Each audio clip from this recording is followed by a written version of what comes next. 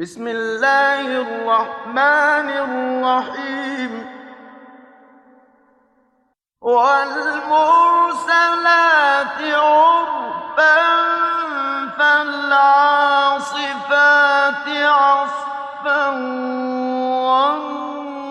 والناشرات نشرا فالفارقات فرقا فالفارقات فرقا فالملقيات ذكرا عذرا أو نذرا إنما توعدون لواقع فإذا النجوم طمست وإذا السماء فرجت وإذا الجبال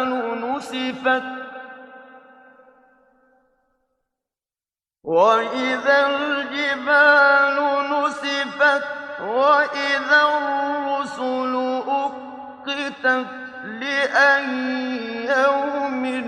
أجلت ليوم الفصل وما أدراك ما يوم الفصل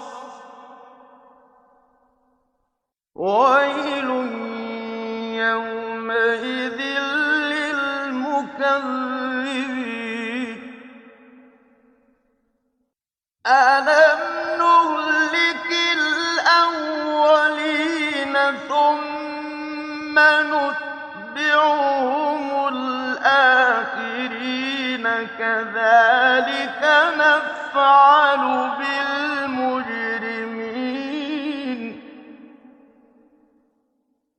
ويل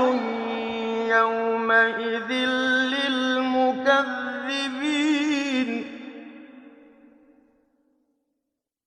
ألم نخلقكم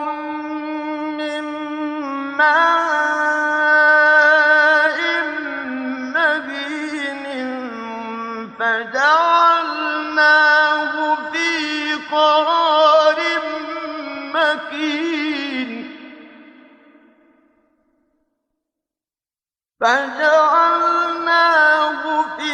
قرار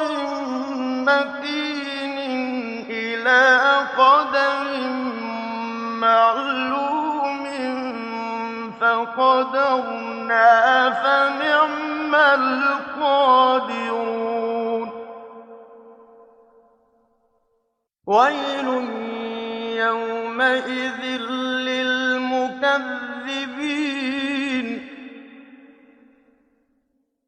ألم نخلقكم من ماء مهين فجعلناه في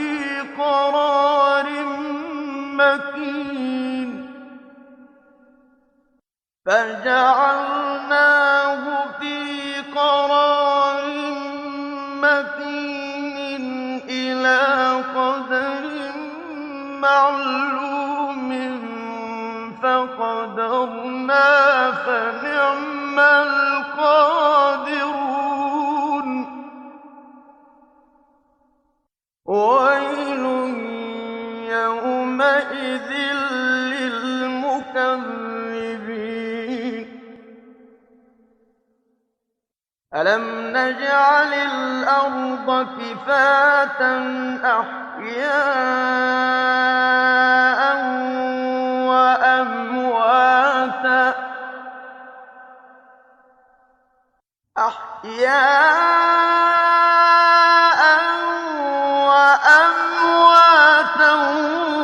وجعلنا فيها رواسي شامخات وأسقيناكم ماء فراتا ويل يومئذ للمكذبين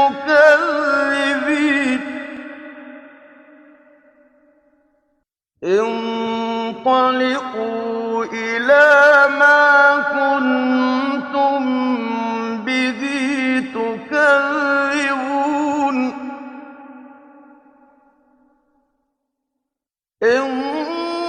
انطلقوا إلى ظل ذي ثلاث شعب لا ظليل ولا يغني من اللهب إنها ترمي بشرر كالقصر كأنه جمالات صفر